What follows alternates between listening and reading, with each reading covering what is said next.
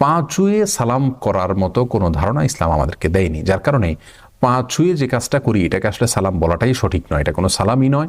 এটা আমাদের দেশের প্রচলিত একটি কালচার, যে কালচারটা খুব ভালো কোনো কালচার নয়, কারণ এর মাধ্যমে একজন মানুষ আরেকজন মানুষকে সালাম দিতে গিয়ে তথাকথিত শ্রদ্ধা প্রদর্শনের নামে তার দিকে মাথা নুয়ে ফেলা, এবং এটা কিছুটা আল্লাহর সামনে আমরা যে রুকু করি, যে সেজদা করি, তার সাথে সাদৃশ্য হয়ে যায়।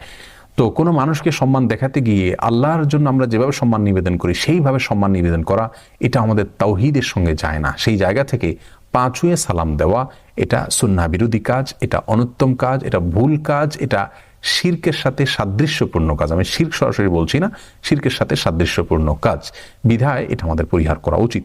ঈদের সালামি পাওয়ার জন্য, ঈদের জন্য কিছু হাদিয়া উপঢৌকন কালেকশন করার জন্য বাচ্চারা বড়দেরকে সালাম পেশ করলে তারা সালামের জবাব দিবেন, জবাব দিয়ে তাদেরকে কিছু উপঢৌকন দিবেন, এটা আমাদের দেশে